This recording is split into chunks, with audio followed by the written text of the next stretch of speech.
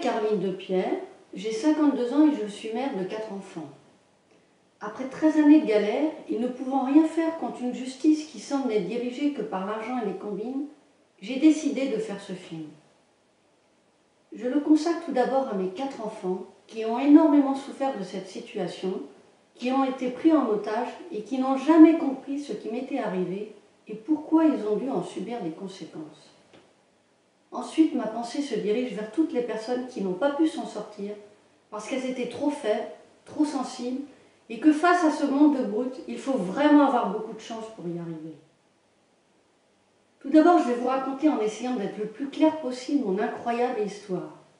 Ensuite, je vous expliquerai pourquoi je suis en colère contre nos dirigeants, puis je vous commenterai la réaction des gens et des responsables de la justice quand une femme excédée manifeste dans un tribunal de grande instance. Pour enfin finir sur le résultat de mon opinion très négative que je porte sur la justice de mon pays. J'ai constaté que les gens, qu'ils soient de droite ou de gauche, ont tous peur de la justice et surtout des représailles qu'elle se donne le droit d'exercer. Ma galère est en grande partie à cause des procureurs de la République. Je ne pense pas que la surcharge de travail explique tout.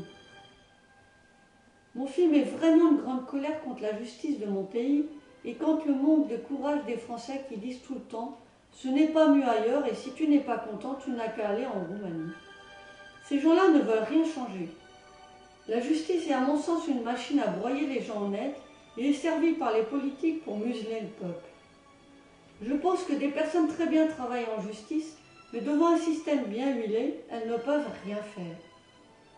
Je ne préfère pas parler des avocats, car même si certains sont bien, que peuvent-ils faire contre une mafia? En conclusion, je dirais ceci. Je faisais partie d'un milieu moyen aisé, j'ai épousé un homme très pauvre sans avoir aucun préjugé.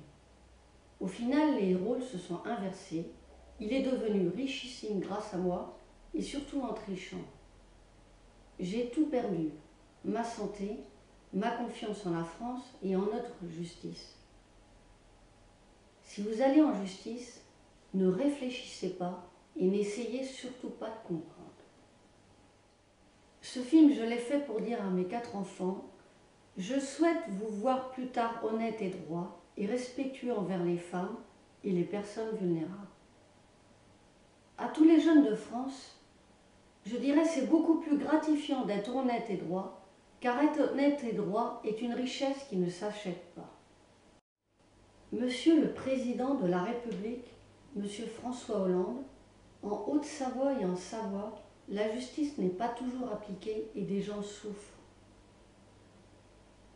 En France, on met plus sa confiance vers une personne riche qui produit des richesses que vers une personne honnête qui ne produit que de l'éducation, du bon sens et du cœur. Monsieur le Président de la République, Monsieur François Hollande, comment pouvez-vous aimer la France et garder ces gens-là? Comment pouvez-vous garder des gens qui font leur propre justice? Comment pouvez-vous garder des gens qui n'aiment pas ceux qui produisent de l'éducation et du cœur?